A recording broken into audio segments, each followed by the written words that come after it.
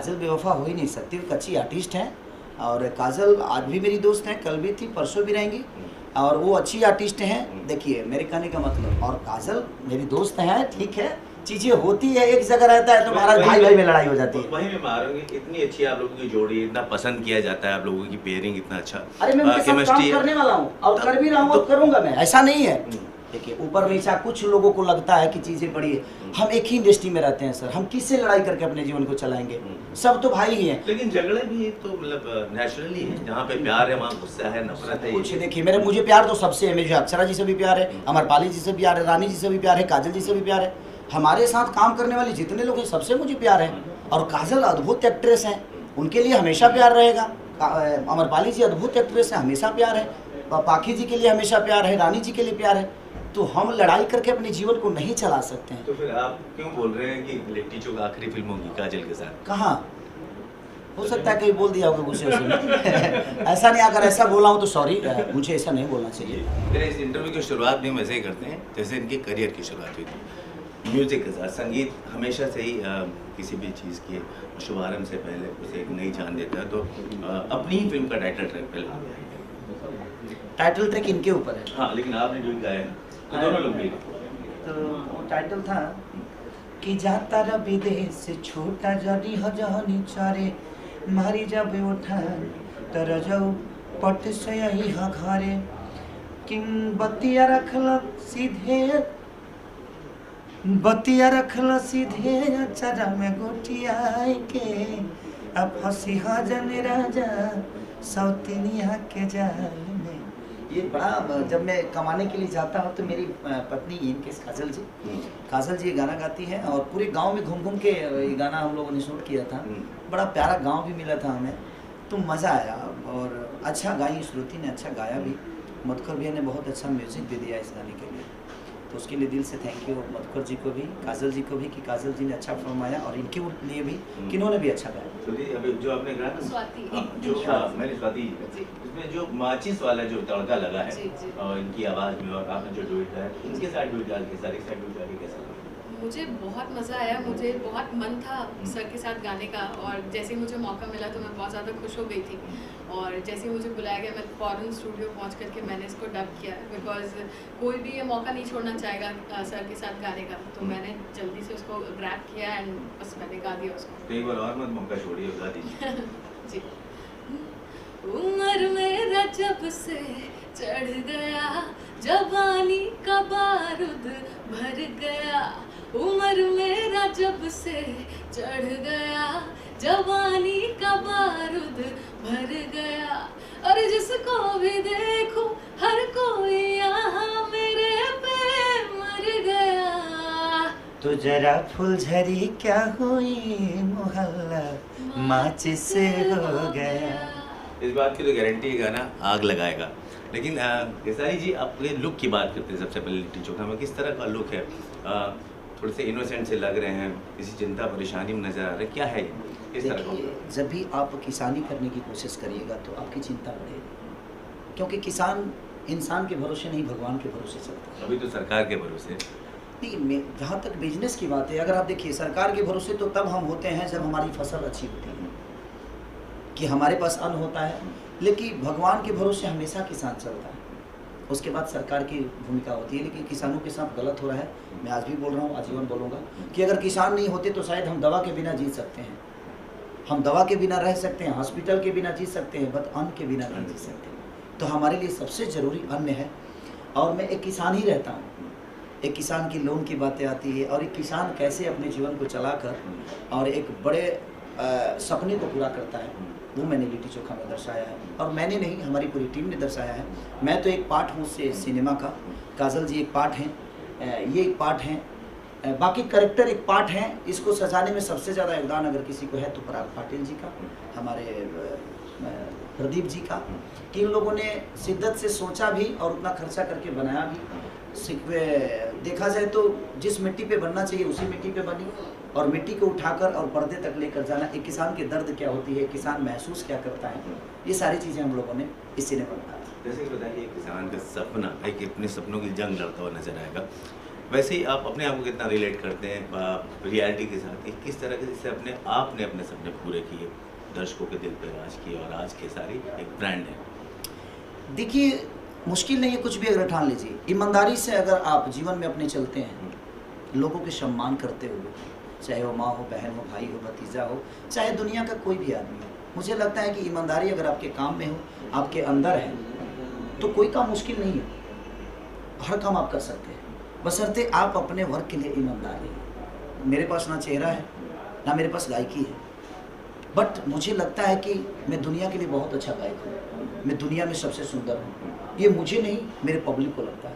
तो मुझे उनकी खुशी के लिए काम करना होता है। मैं अपनी खुशी में तो कभी भी कहीं भी जी सकता हूँ, मुझे कोई दिक्कत नहीं, मैं 2 वक्त की रोटी कमा सकता हूँ अपने बीवी बच्चों के लिए। खुश तो पहले भी था, जब मैं लिट्टी चोखा बेचता था तभी भी खुश था, मेरे पास 10 रुपये की औकात नहीं थी तभी मैं उतना ही खुश था। आज मैं अपनी खुशी के लिए नहीं, मैं अपनी जनता की खुशी के लिए काम करता हूँ, क्योंकि मेरा चेहरा मेरे फैमिली के लिए नहीं, आज मुझे लगता है कि मेरा चेहरा मेरे जनता के लिए है, और इस चेहरे से जितनी भी ज़रूरत होगी मैं करूँगा। तो इस दुनिया में मुझे लगता है कि पैसे से सम्मान मिलता है, सम्मान खरीदा नहीं जा सकता। तो सम्मान के लिए आपको खुद ही वर्क करनी पड़ेगी।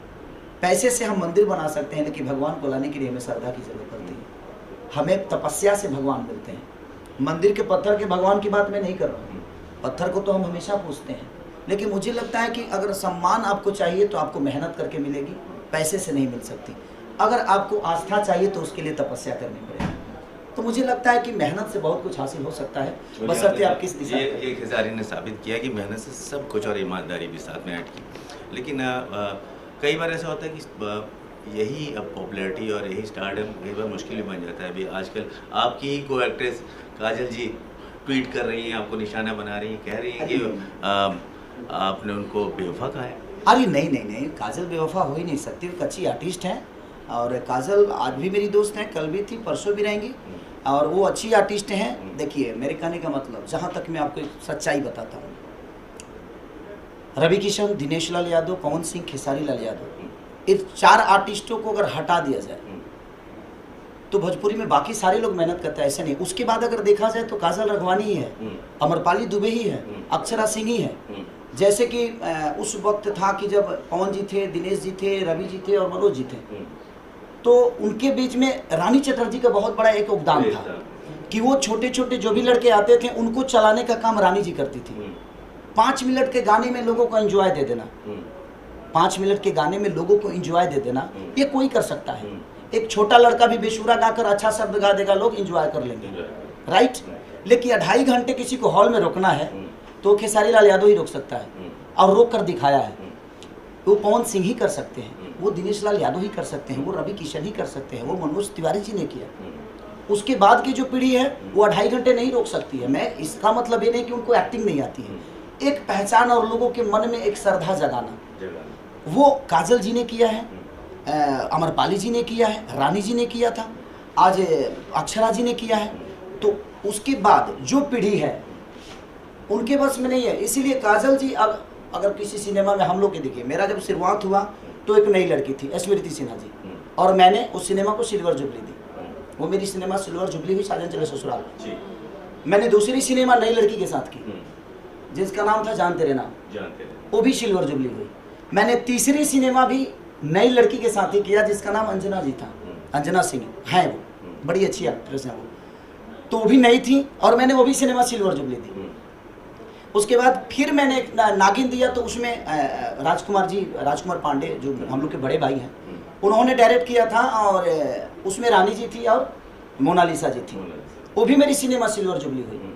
उसके बाद लहू के 2 रंग में भी अंजना जी थी, वो भी मेरी सिनेमा सिल्वर जुबली हुई। मेरा कहने का मतलब कि मैंने नए लड़कियों के साथ काम करके अपने आप को साबित किया है। लेकिन जो हमारे बाद जो पीढ़ियाँ हैं उनके लिए ये बैसाखी है। समझ लीजिए कि काजल जी उनके लिए बैसाखी है। अगर उनको सिनेमा चलाना है तो उनको काजल जी को साइन करना ही है, और ये अच्छी बात है, हमारी भोजपुरी बड़ी होनी चाहिए। अगर उनको सिनेमा चलाना है तो अमरपाली जी को साइन करना ही है, क्योंकि उनके बस में वो चीज़ें नहीं है कि वो 2.5 घंटे पब्लिक को रोक सके। ये उनकी बैसाखी है। आज कहीं ना कहीं जितने भी इन 4 स्टारों के बाद, चाहे 4 लोगों के बाद जो भी लोग हैं, एक्टर बुरे नहीं है, गायक बुरे नहीं है, ये अच्छा काम कर रहे हैं। सबका एक लाइन आता है और चीज़ें बड़ी होती जाती है। तो उसमें घबराने की ज़रूरत नहीं है, सबका टाइम आएगा, सब लोग अपने आप में अच्छे रहेंगे। लेकिन हमारे 4 के बाद अगर देखा जाए तो अमरपाली जी, काजल जी और हमारी अक्षरा जी, ये बाकी लोगों के लिए बैसाखी है। अगर ये नहीं है तो सिनेमा में 2.5 घंटा रोकना कितना कठिन होता है सर। मैं भी नई लड़कियों के साथ काम करता हूँ तो हमारे लिए भी टॉप जॉब होता है, क्योंकि मैं जितना 100% दे पाता हूँ वो नहीं दे पाती। तो जो रेंज काजल जी का है एक्टिंग का, वो रेंज बाकी लोगों का नहीं है। जो रेंज अमरपाली दुबे का है वो रेंज बाकी लोगों का नहीं है। जो रेंज कहीं ना कहीं अक्षरा जी का है वो रेंज बाकी जो कोई एक्टर उनके हीरो होते हैं उनके नहीं होते। तो 2.5 घंटा कैसे कोई रुकेगा, नहीं रोक पाएगा। तो 5 मिनट का गाना बजाना और 2.5 घंटे सिनेमा में 100 रुपया टिकट दे कर देखना, ये बड़ा टॉप जॉब है। तो कहीं ना कहीं आज नए लड़कों के लिए इन चारों के बाद, खेसारी लाल, पवन सिंह, दिनेश जी, रवि जी के बाद अगर जो भी लड़के हैं वो अच्छा कर रहे हैं, अच्छा करेंगे अपने जीवन में, मैं उनकी ये नहीं कह रहा हूँ कि उनकी बुराई कर रहा हूँ। देखा जाए तो उनके लिए काजल जी, अमरपाली जी, रानी जी और हमारी अक्षरा जी कहीं ना कहीं बैसाखी का काम करती हैं, यही सिनेमा को ऊपर करती हैं। तो ये अच्छी बात है कि ये लोग शाइन उनको करते हैं और इनकी बैसाखी बनकर सिनेमा को बड़ा कर रही है। तो मेरे तरफ से हर आदमी के लिए शुभकामना है। और काजल मेरी दोस्त है, ठीक है, चीज़ें होती है, एक जगह रहता है तो महाराज भाई भाई में लड़ाई हो जाती है। वहीं में मारोगे, इतनी अच्छी आप लोगों की जोड़ी, इतना पसंद किया जाता है आप लोगों की पेयरिंग, इतना अच्छा। अरे मैं उनके साथ काम करने वाला हूँ और कर भी रहा हूँ और करूँगा मैं, ऐसा नहीं है। देखिए ऊपर नीचा कुछ लोगों को लगता है कि चीज़ें बड़ी है, हम एक ही इंडस्ट्री में रहते हैं सर, हम किससे लड़ाई करके अपने जीवन को चलाएंगे, सब तो भाई ही हैं। लेकिन झगड़े भी तो मतलब नेचुरली है, जहाँ पे प्यार है वहाँ गुस्सा है, नफरत है। कुछ देखिए मुझे प्यार तो सबसे है, मुझे अक्षरा जी से भी प्यार है, अमरपाली जी से भी प्यार है, रानी जी से भी प्यार है, काजल जी से भी प्यार है। हमारे साथ काम करने वाले जितने लोग हैं सबसे मुझे प्यार है। और काजल अद्भुत एक्ट्रेस हैं, उनके लिए हमेशा प्यार रहेगा। अमरपाली जी अद्भुत एक्ट्रेस हैं, हमेशा प्यार है। पाखी जी के लिए हमेशा प्यार है, रानी जी के लिए प्यार है। तो हम लड़ाई करके अपने जीवन को नहीं चला सकते हैं। तो फिर आप क्यों बोल रहे हैं कि लिट्टी चोखा आखिरी फिल्म होगी काजल के साथ? कहाँ हो सकता है कहीं बोल दिया होगा गुस्से में ऐसा नहीं, अगर ऐसा बोला हूँ तो सॉरी, मुझे ऐसा नहीं बोलना चाहिए। और ऐसे कभी देखिए मैं मस्ती खोर आदमी है, हम थोड़ा सा है अलग टाइप के, हमारा जो जानते ही हैं कि हम थोड़ा सा है, हो जाता है कभी कभी बोल देते हूँ। जैसे उन्होंने कुछ बोल दिया मेरे लिए, मैंने उनको कुछ बोल दिया, तो ये सब चीज़ें हैं। और मैं जनता से यही कहूँगा कि सबको प्यार करिए आप, आपको हक है। आपको लगता है कि आपका बेटा खेसारी आपको ज़्यादा प्यार करता है तो खेसारी को ज़्यादा प्यार दीजिए। आपको लगता है कि हाँ वो आपकी चीज़ों को नहीं समझ पा रहा है तो आप उनको भी मत समझिए। तो जो जैसा करेगा पाएगा, चाहे वो खेसारी लाल यादव हो। लेकिन हर कलाकार के लिए, हर कलाकार सरस्वती का पुत्र होता है। मेरे लिए ना द्वेष काजल के लिए था और ना ही अमरपाली जी के लिए है, ना ही मैं अक्षरा जी के लिए है, ना रानी जी के लिए। सब लोग भोजपुरी को बढ़ाने का काम कर रहे हैं, तो मैं कौन होता हूँ? और सॉरी, मैं भगवान नहीं हूँ, मुझे बढ़ाने में किसी का हाथ नहीं है। अगर किसी का हाथ है तो मेरे जनता स्वरूपी श्रोता का हाथ है, जो हमारे लिए भगवान स्वरूप है। ना मुझे किसी ने बढ़ाया है और ना ही बनाया है। मुझे अगर बनाया है तो कहीं ना कहीं जनता ने बनाया है और मैं उन्हीं के भरोसे चलता हूँ। उसके बाद कौन क्या बोलता है कोई फ़र्क नहीं पड़ता, उनकी अपनी विचारधारा है, मेरी अपनी विचारधारा। मतलब इस बात, ये तो बात क्लियर है। इंटरव्यू देखने के बाद काजल जी की बहुत सारी गलतफहमी दूर हो जाएगी। दूसरी तरफ चलते हैं कि भाई जब से आपने रूल करना शुरू किया, पुरुष प्रधान इस इंडस्ट्री में जब से आपने रूल करना शुरू किया, तो आपको लगता है कि भोजपुरी फिल्म इंडस्ट्री का जो स्तर है काफ़ी इम्प्रूव हुआ? देखिए मेरे रूल करने से चीज़ें नहीं होती है, इसमें सबको रूल करना पड़ेगा। मैंने बहुत सारी सिनेमा दी और मैंने क्या दी, हमारे डायरेक्टरों ने बहुत योगदान दिया, हमारे प्रोड्यूसरों का बहुत बड़ा योगदान है, जिन्होंने हमें उस लायक समझा और हमें उस सिनेमा में रखा। और मैं कोशिश करके उसको बड़ा करने की कोशिश की। और जनता का बहुत बड़ा प्यार है। मैं कितना भी अच्छा कर लूँ, अगर जनता देखेगी नहीं तो मेरे बस में है जी मैं अपने आप को प्रूफ कर पाऊँ, या मैं अपने चीज़ों को ग्रोथ कर पाऊँ, या मैं अपनी मिट्टी को बड़ा कर दूँ। तो सबसे अहम भूमिका कहीं ना कहीं अगर है तो हमारे जनता का है। और जनता हमारी भोजपुरी से कटी नहीं है, हम उस टाइप की चीज़ें नहीं दे रहे हैं। आज हमने एक सिनेमा, हमारे रजनीश भैया डायरेक्टर थे और अभय भी हमारे प्रोड्यूसर हैं उसके, और निशांत उज्ज्वल जी का बहुत योगदान है उसमें, समीर जी का योगदान है, मधु शर्मा और काजल जी, ये दोनों सिनेमा में है। दुल्हन हुई जो पिया मन भाई, औरतों ने इतना भर भर के प्यार दिया, लोगों ने इतना प्यार दिया। तो जब अच्छी सिनेमा बनी तब ना दिया। आप अच्छा सिनेमा बनाते नहीं और बोलते हैं जब ऑडियंस नहीं आती। देखिए कहीं ना कहीं मैं क्या बोला, जे हमारी 4 हीरोओं के बाद कहीं ना कहीं ये 3 हीरोइन बाकी लोगों के लिए बैसाखी ही है। अगर ये इनको साइन नहीं करते हैं ना तो एक घंटा अपने आपको इनको कोई नहीं झेल पाएगा। क्योंकि मैं इसीलिए कह रहा हूँ कि मैं जब आया तो मैं सीखा सर, मैंने फाइट सीखी, मैं डांस सीखा, मैं कहीं ना कहीं अपने आप पे वर्क किया। बाकी के अभी जो लोग आ रहे हैं उनको हो सकता है मेरे बातों से कहीं ना कहीं विवाद तो होने वाला है, इस बात को आप मान लीजिए, लोग सारे मेरे खिलाफ हो जाएंगे। लेकिन जो मैं सच्चाई बोल रहा हूँ उसको, क्योंकि भोजपुरी में कई ऐसी चीज़ें हैं कि सच्चाई किसी को सुनना ही नहीं। और आप वाकिफ हैं कि नहीं कि अगर इन चार को कहीं ना कहीं, अगर इन चारों को साइड लाइन कर दिया जाए तो तीनों लड़कियां ही हैं जो भोजपुरी इंडस्ट्री को बाकी लोगों को लेकर चल रही हैं। तो उन लड़कियों का बहुत बड़ा योगदान है। काजल गुजरात से हैं लेकिन उन्होंने बिहार के लिए बहुत कुछ दिया है। अमरपाली जी यूपी से हैं, अक्षरा जी, रानी जी बल्कि हमारे बिहार की नहीं, उसके बावजूद भी इंडस्ट्री को बहुत ग्रोथ किया उन्होंने। तो मेरे कहने का मतलब कि ये 4-5 लड़कियां जो हैं, हम 4 हीरो के बाद कहीं ना कहीं बाकी लोगों के लिए बैसाखी ही हैं। इस बैसाखी पे बाकी लोग अपना चला रहे हैं, लेकिन चलना चाहिए। लेकिन मुझे कहना है कि आप किसी को बैसाखी बनाइए, अगर दोनों अच्छे एक्ट करोगे तो शायद वो चीज़ें बड़ी हो जाएगी। तो आप लोगों को सीखने की ज़रूरत है, मैं भी सीख रहा हूँ। ऐसा नहीं कि मैं बहुत बड़ा लेवल पे मैं एक्टर हो गया हूँ, ऐसा नहीं है। मैं भी डेली चीज़ें सीखता हूँ, मैं वर्क करता हूँ, अपने वर्क को टाइम देता हूँ। आप सबको भी ज़रूरत है। आज कम से कम मुझे लगता है कि जितने भी हीरो हैं, कोई ऐसा हीरो नहीं होगा सर हमारे इशारों के बाद जो 25 फिल्में नहीं किया है। हर आदमी कोई 25, कोई 30, कोई 20, कोई 15 कर लिया है। उसके बावजूद भी इनकी पोजीशन उस जगह पे नहीं आ रही। उसका रीज़न क्या है? क्योंकि हम अपने काम को अहमियत नहीं दे रहे हैं, हम सिर्फ सिनेमा को अहमियत दे रहे हैं। हम खुद पे वर्क नहीं कर रहे हैं, हम सिनेमा पे वर्क कर रहे हैं। तो हम जब खुद पे वर्क करेंगे तो शायद हमारा सिनेमा भी बड़ा हो जाएगा, क्योंकि सिनेमा तो हम ही कर रहे हैं ना, देखने तो लोग हम ही आएंगे। तो हमें जब देखने आएंगे तो हमें खुद पे वर्क तो करना चाहिए ना। हमें अपने आप को फिट भी रखना है, हमें डांस पे भी मेहनत करना है, हमें फाइट पे भी मेहनत करना है, हमें अपने एक्टिंग पे भी मेहनत करना है। तो आप मेहनत करेंगे तो सब लोग अपने आप को प्रूफ कर पाएंगे। आज इन लड़कियों ने कहीं ना कहीं बहुत मेहनत किया है। इनके आज एक गुजराती होकर काजल जी, आज मुझे लगता है कि हम चारों के बाद कई लोगों की बैसाखी बन के चल रही हैं। तो चल रही है तो उसने प्रूफ किया ना। तो हमारे बिहार के नहीं भी होकर उस लड़की ने इतना प्रूफ किया कि उन लोगों की बैसाखी बन गई। आप बिहार के होके भी और आप अपने आप को प्रूफ नहीं कर पा रहे, तो ये हमारी गलती है जो हम अपने आप पे मेहनत नहीं कर पाते। बिल्कुल। अच्छा, आप 10-11 साल पहले की अगर बात करें, अभी बात करें, जो फिल्म का आपके टाइटल लिट्टी चोखा, तो कितना रिलेट कर रहे हैं कि यहीं से शुरुआत हुई, यहीं से मेहनत हुई और यहाँ तक आए, और आज आप किस्मत का खेल देखिए, आपकी फिल्म का टाइटल भी लिट्टी चोखा है। देखिए ये तो कहीं ना कहीं इत्तेफाक है। आप जिससे जुड़े होते हैं वो आपके जीवन में कभी ना कभी टकराता है। मैं अपने आप को भूल जाऊँ, लिट्टी चोखा नहीं भूल सकता, क्योंकि मैंने जूठा प्लेट धोया है लिट्टी चोखा खिला खिला के। मुझे लगता है कि 2 साल मैंने लिट्टी चोखा लोगों को खिलाया है और वो जूठा प्लेट धोया है। संजय कॉलोनी में कतरन का काम होता है, कपड़े की कतरन जो होती है ना, स्पोर्ट की बहुत बड़ी वो एरिया है जिसमें कतरन का काम होता है। तो पलदार जो वहाँ होते हैं, बलिया से, बिहार से, यूपी, मैंने हर जगह के लोग वहाँ पे हैं जो बोरा ढोते हैं। तो पलीदार जो होते हैं वो बेचारे आते थे और मैं उनको खिलाता था, और वही प्लेट को साफ़ कर करके आज भी देखिए मेरे हाथों में एक काला पड़ा हुआ है। मैं 10-10 केजी 15-15 केजी आटा सानता था डेली 4 बजे सुबह उठ के, और पापा बनाते थे, और पापा जब खाने जाते थे तो मैं बनाता था आग पे। और वही लिट्टी कभी कभी, सॉरी आप लोग पलदार भाई अगर देखते होंगे तो बुरा मत मानिएगा, जो लिट्टी एक दिन पहले बच जाता था ना, वो भी आप लोग को कभी कभी खिलाना पड़ता था। कभी 2-4-5 बच जाता था तो इसको फेंकेंगे क्यों, कहीं कहीं 60 के उसको भी चला देते थे हम, ताकि भाई 10 रुपये 5 लिट्टी अगर गया तो 10 रुपये बच गया ना। तो वो 2 रुपये की पर लिट्टी हम बेचते थे, पापा और मैं, और मम्मी भी मेरी वहीं रहती थी। तो ठीक है ना, और आज उसी लिट्टी चोखा को यहाँ पहुँचाया मुझे, और आज उसी लिट्टी चोखा का मैं प्रमोशन कर रहा हूँ। तो ये मेरे लिए इत्तेफाक है और मेरे लिए खुशी है। अपने फैन से क्या कहना चाहेंगे जिन्होंने आपको इतना प्यार दिया, एक आपके लिए सीट रिजर्व करी, वहाँ पे बिठा दिया और किसी को बैठने नहीं दिया?